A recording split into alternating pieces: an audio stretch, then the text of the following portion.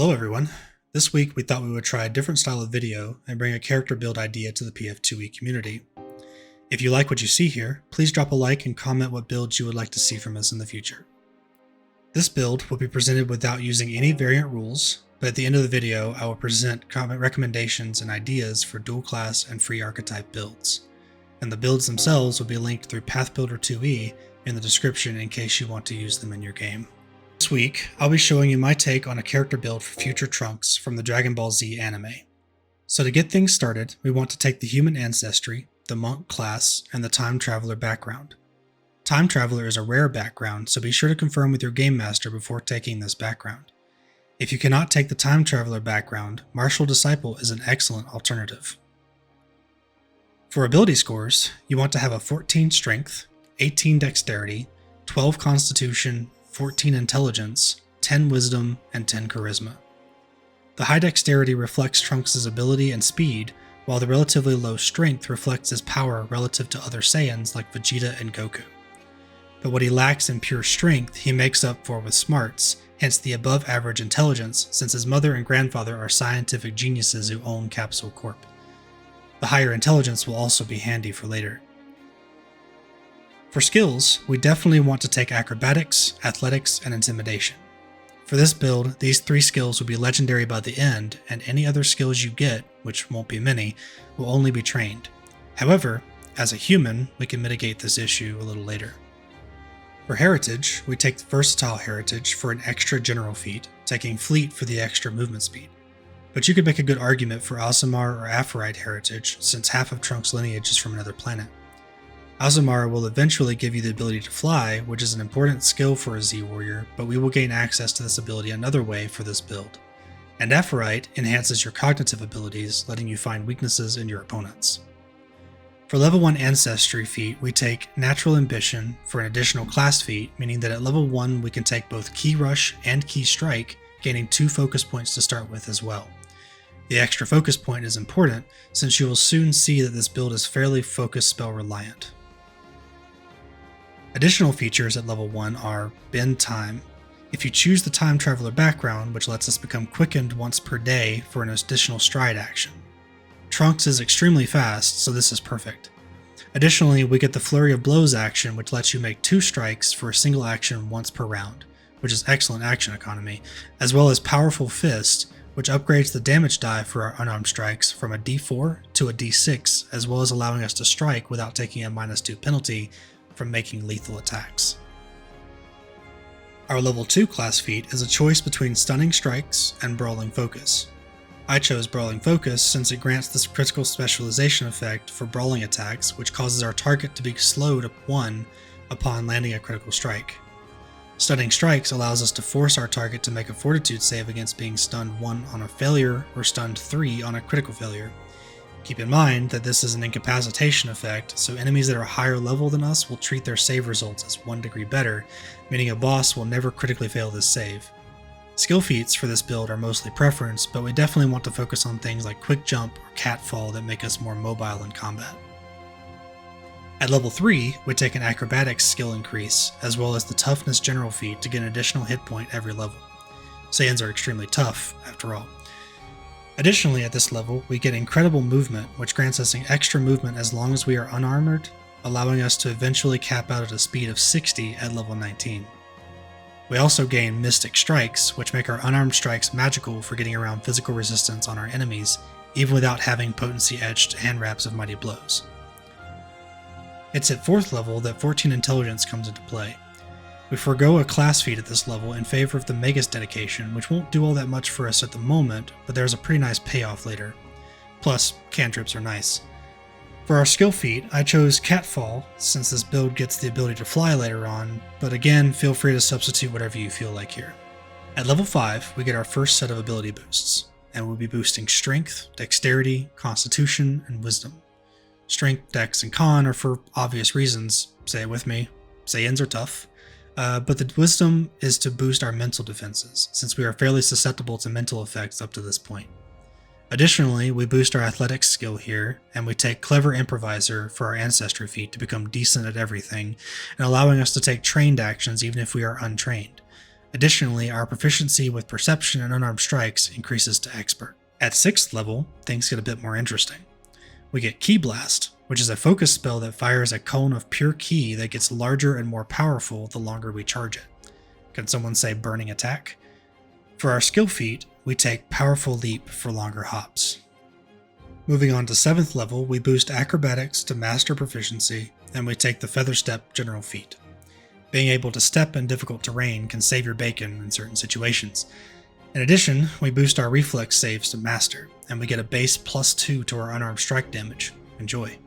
Level 8 is another fun level since we get the Wild Winds Initiate class feat, which lets us spend a focus point to enter a stance that lets us make ranged unarmed strikes against enemies within 30 feet. These attacks are in the Brawling group, meaning that if we took Brawling Focus back at level 2, we can potentially slow our targets if we land a critical hit. Additionally, these attacks have the Propulsive trait, meaning that we get to add half our strength modifier to our damage on these attacks. As if that wasn't enough, we also gain a +2 circumstance bonus to AC against all ranged attacks while in this stance.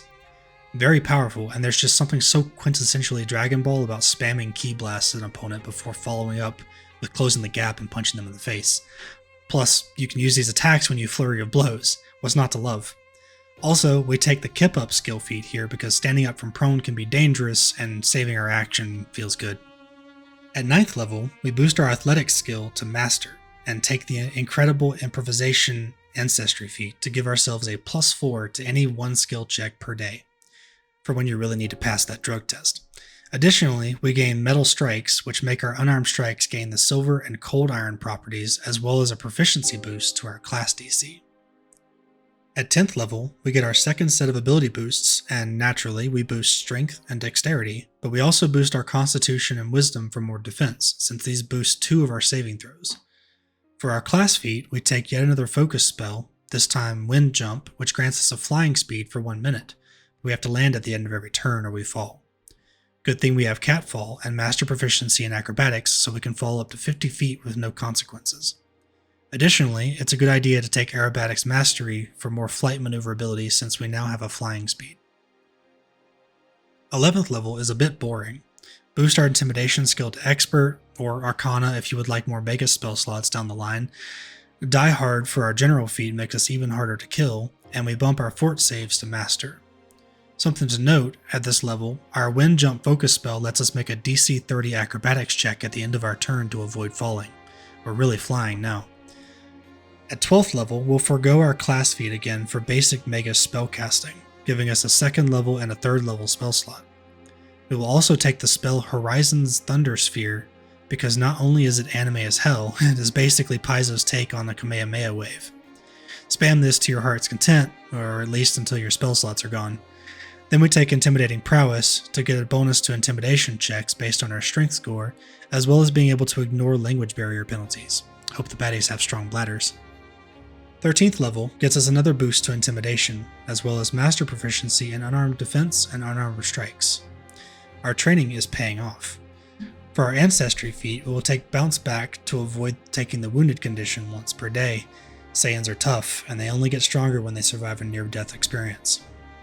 At 14th level, we upgrade our Wild Wind stance with Wild Wind's Gust, a 2-action activity we can use to make a wind crash strike against every creature in a 30-foot cone or 60-foot line, and we don't increase our multiple attack penalty until after all of the attacks have been completed.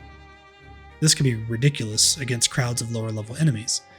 We'll also be pulling a neat trick. It just so happens that at this level, our acrobatics proficiency excluding dexterity modifier is +20. That means we can take the assurance skill feat in acrobatics to ensure that we never have to roll a check against falling during wind jump ever again. At 15th level, for our 3rd set of ability boosts, we will choose strength and dexterity of course, but we will also boost our wisdom for more mental fortitude and our charisma to make it easier to intimidate people we don't like. For our first legendary skill increase, we pick acrobatics so that no matter how far we fall, we never take damage and we always land on our feet, as well as making us ridiculously maneuverable in flight. Do a barrel roll. We'll take Incredible Initiative for our general feat for a nice +2 to initiative rolls, as well as gaining legendary proficiency in reflex saves. Also, Greater Weaponsware Specialization gives us a +6 flat damage to our unarmed strikes. At 16th level, we're going to go back to level 12 where we dropped our Senzu beans and pick up Meditative Focus to allow us to refocus 2 focus points at a time instead of just 1. Very nice if your GM makes you fight more than once a day. We also take Battle Cry here to let us attempt to demoralize an enemy as a free action when we roll initiative. 17th level gives us Legendary and Athletics proficiency, as well as making our unarmed strikes adamantine, letting us bypass half of an enemy's hardness.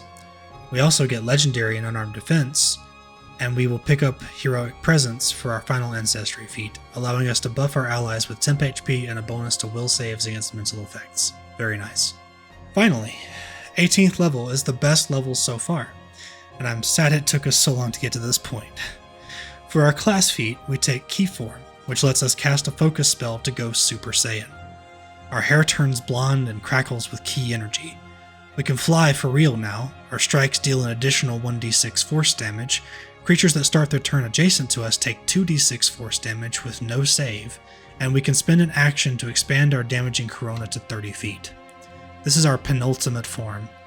We also take Cloud Jump here in case we can't be bothered to spend a focus point in order to fly.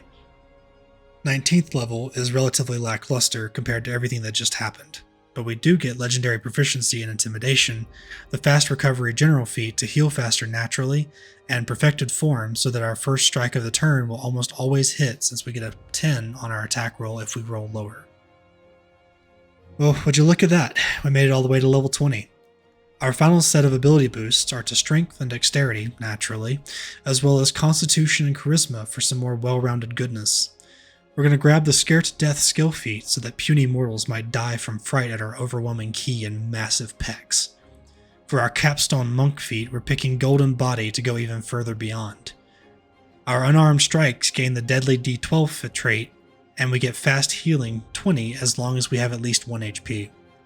One thing to note here is that Golden Body is an uncommon class feat only available through Adventure Path 150, the final chapter of Age of Ashes. If you are not playing this AP, or your GM will not let you choose this feat, you can substitute Deadly Strikes here for a measly Deadly D10 trait and no fast healing. My final notes would be that you may want to retrain a few things as you go, since by level 18, Key Form makes Wind Jump obsolete. Though, Wild Wind stance just becomes that much more powerful since everything Key Form does buffs your Wind Crash attacks. If your group uses free archetype, I would definitely recommend you grab the Magus archetype as your free archetype, letting you get more great monk feats. I would also recommend that you boost your Arcana proficiency at least to Expert if you can work it in, so you can get more spell slots for the Horizon Thundersphere. I mean, you don't need to be legendary in Athletics. Other great archetype options are Fighter and Wizard if you want even more spell slots. Now, if your GM is kind enough to let your group use dual class rules, Monk Magus or Monk Fighter is the way to go.